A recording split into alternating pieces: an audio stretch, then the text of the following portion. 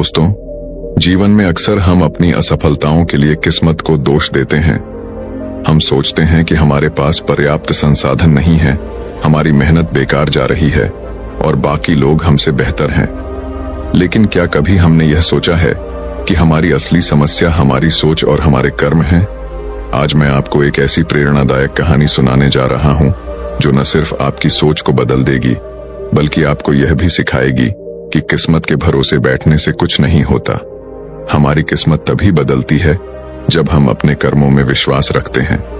तो चलिए जानते हैं कि कैसे मेहनत और सही दिशा में किए गए कर्म जीवन को बदल सकते हैं। ध्यान से सुनिए, क्योंकि ये कहानी आपकी जिंदगी बदलने की ताकत रखती है। बहुत समय पहले की बात है। एक नगर में महात्मा बुद्ध ठहरे हुए थे। तभी वहां पर एक किसान आया और वह महात्मा बुद्ध से कहता है, हे बुद्ध, मेरी किस्मत बहुत खराब है। मैं जो भी काम करता हूं वो सब बिगड़ जाता है। मुझे मेरी मेहनत का कोई फल नहीं मिल पाता। मैं एक किसान हूं, मैं खेती करता हूं, लेकिन मेरी फसल कभी अच्छी नहीं हो पाती और इसी वजह से मैं बहुत परेशान रहता हूं। पता नहीं क्यों मेरे साथ ही ऐसा क्यों होता है। इसके उपाय के लिए मैंने कई साधु संतों से बात की, कई ज्ञानियों से उनकी राय ली। उन्होंने जो कुछ भी कहा मैंने वह सब कुछ किया। मैंने सभी तरह के अनुष्ठान, पूजा पाठ और यहां तक कि हर प्रकार के कार्य करके देख लिए, लेकिन फिर भी मुझे इसका कोई लाभ ही नहीं मिल रहा। और वहीं पर मेरे अन्य गांव वाले, उन सब की फसल बहुत अच्छी होती है, जबकि वह अपने खेतों में उतनी मेहनत भी नहीं करते, लेकिन फिर भी उनकी फसलें हमेशा ही बहुत अच्छी होती हैं। मैंने सुना है कि आप सभी की समस्या का समाधान करते हैं, इसीलिए मैं आज आपके पास आया हूं। क्या आप मेरी समस्या का समाधान कर सकते हैं? हे तथागत, क्या आप मेरी किस्मत बदल सकते हैं? उस किसान की वह सारी बातें सुनकर महात्मा बुद्ध मुस्कुराने लगे और उस किसान से कहते हैं, भंते, तुम्हारी किस्मत तो पहले से ही बहुत अच्छी है, सब कुछ तो तुम्हारे पास ही है, फिर भला तुम ऐसा क्यों कहते हो कि तुम्हारी किस्मत अच्छी नहीं है? इस पर वह किसान महात्मा बुद्ध के इस प्रश्न का जवाब देते हुए कहता है, हे तथागत, मेरे पास क्या है? मेरी किस्मत इतनी खराब है कि जिस भी काम में मैं हाथ लगाता हूं वह सारे कार्य बिगड़ जाते हैं। मैं चाहकर भी अपने खेतों में अच्छी फसल नहीं उगा पाता, जबकि वहीं पर मेरे गांव के अन्य लोग अच्छी फसलें उगा लेते हैं और वे लोग मेरी जितनी मेहनत तक नहीं करते। तो ऐसे में भला मेरी किस्मत कैसे अच्छी है? इस पर महात्मा बुद्ध मुस्कुराते हुए उस किसान से कहते हैं, भंते, तुम्हारे पास एक स्वस्थ शरीर है, तुम्हारे सभी अंग अच्छी तरह से काम करते हैं, तुम्हारा मस्तिष्क भी अच्छी तरह से काम करता है और तुम्हारे पास अच्छी खासी जमीन भी है। भला तुम्हारे पास किस चीज की कमी है? अगर ऐसे देखा जाए तो तुम्हारी किस्मत तो बहुत अच्छी है।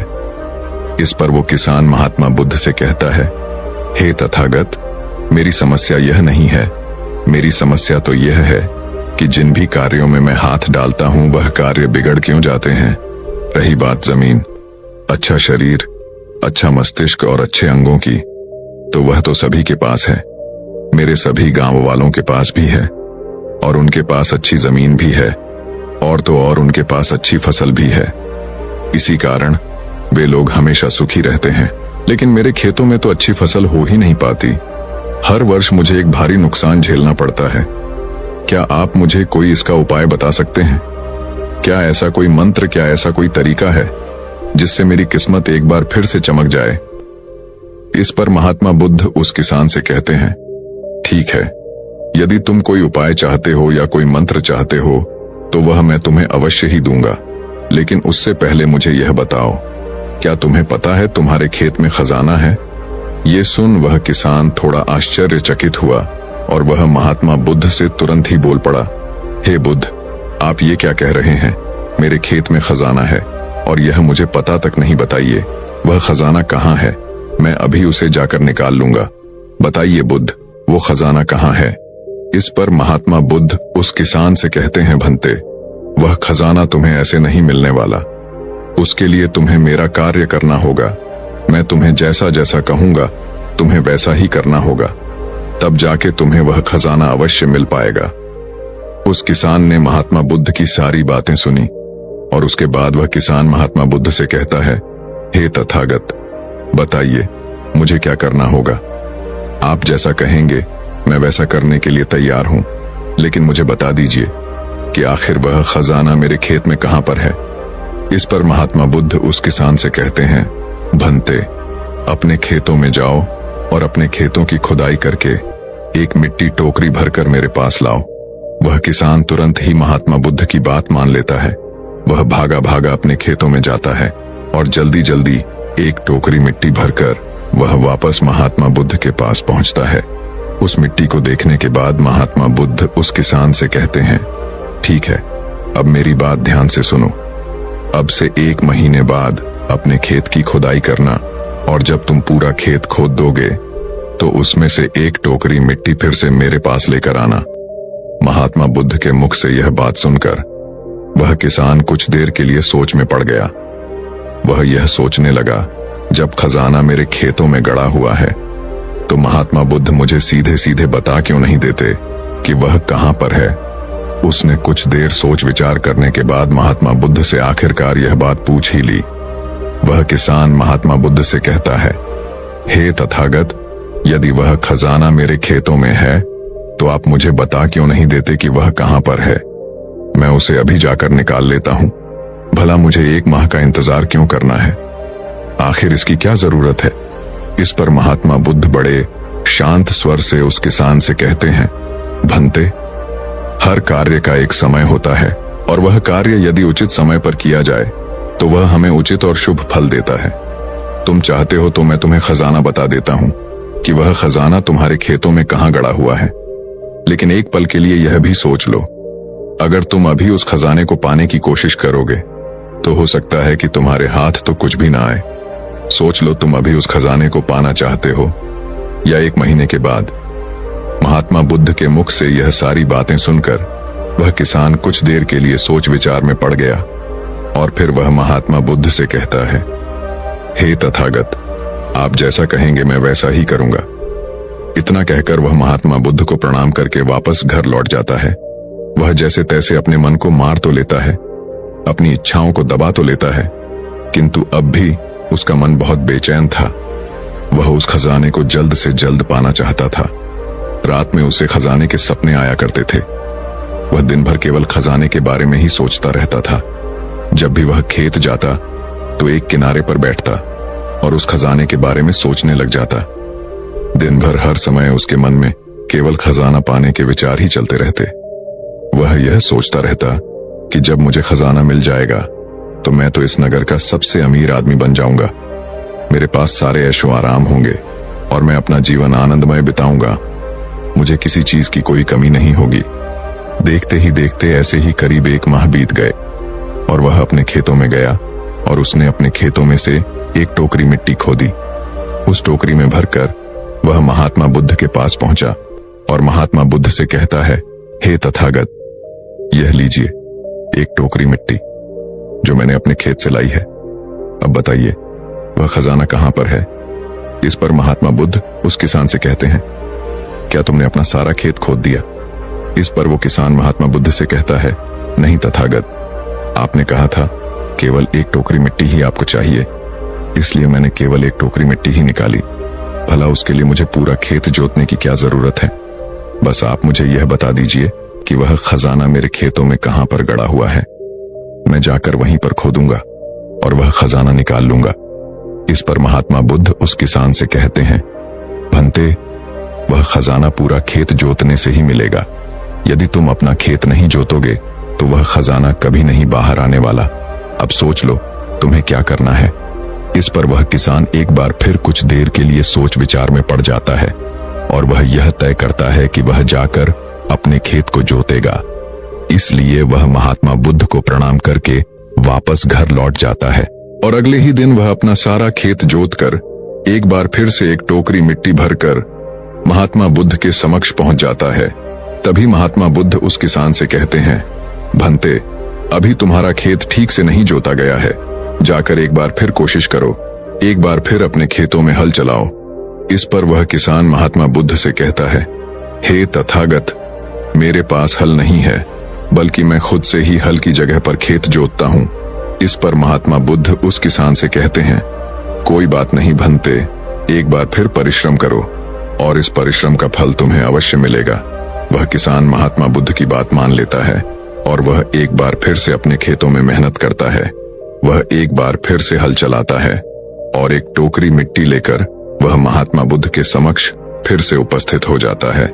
मिट्टी देखकर महात्मा बुद्ध उस किसान से कहते हैं, हाँ अब ठीक है, किंतु अब तुम्हें मेरा दूसरा कार्य करना होगा। इतना कहकर महात्मा बुद्ध उस किसान से कहते हैं, जाओ और अपने खेतों में उन फसलों की बीज डालो जिन फसलों को तुम उगाना चाहते हो। इस पर वह किसान थोड़ा अचरज में महात्मा बुद्ध से कहता है, हे तथागत, आपने तो खजाने की बात की थी, फिर बीच में यह फसल कहां से आ गई? इस पर महात्मा बुद्ध उस किसान से कहते हैं, भंते, अगर तुम्हें खजाना चाहिए तो तुम्हें मिट्टी में बीज तो डालने ही होंगे। इस पर वह किसान महात्मा बुद्ध से कहता है, हे तथागत, आप जैसा कहेंगे मैं वैसा करने के लिए तैयार हूं, किंतु यदि मैं अभी बीज लेने जाऊंगा तो वो मुझे महंगे पड़ेंगे और अभी मेरे पास इतना धन भी नहीं है। यदि मैं कुछ समय बाद उसे लेने जाऊंगा तब वह मुझे सस्ते मिल सकते हैं। इस पर महात्मा बुद्ध उस किसान से कहते हैं, भंते, मैंने तुम्हें कहा था यदि हम किसी कार्य को सही समय पर करते हैं तो हमें उचित लाभ मिलता है, किंतु अगर वही कार्य उस समय पर नहीं होता तो उसका फल हमें नहीं मिल पाता। इसीलिए आज ही जाओ और अपने खेतों में बीज डालो। वह किसान महात्मा बुद्ध की बात मान लेता है। वो महात्मा बुद्ध को प्रणाम करके बीज लेने निकल जाता है। बीज लाकर वह अपने खेतों में भी डाल देता है और फिर वह महात्मा बुद्ध के पास वापस पहुंचता है और बुद्ध से कहता है, हे तथागत, आपने जैसा कहा था मैंने वैसा ही किया। अब मुझे बताइए कि आखिर मेरे खेतों में वह खजाना कहां पर है ताकि मैं उसे निकाल सकूं। इस पर महात्मा बुद्ध मुस्कुराने लगे और उस किसान से कहते हैं, भंते, अभी तो तुम्हें एक और कार्य करना है, उसके बाद वह खजाना तुम्हें खुद ब खुद दिखेगा। किसान महात्मा बुद्ध से कहता है, हे तथागत, बताइए अब वह कौन सा काम है जो मुझे करना है। इस पर महात्मा बुद्ध किसान से कहते हैं, जो भी बीज तुमने अपने खेतों में डाले हैं अब से तुम्हें उनकी देखभाल करनी है। उन्हें प्यार से सींचना है और देखना उन्हें कोई तकलीफ ना हो, वह स्वस्थ रहे, उन्हें कोई बीमारी या कीड़ा ना लगे।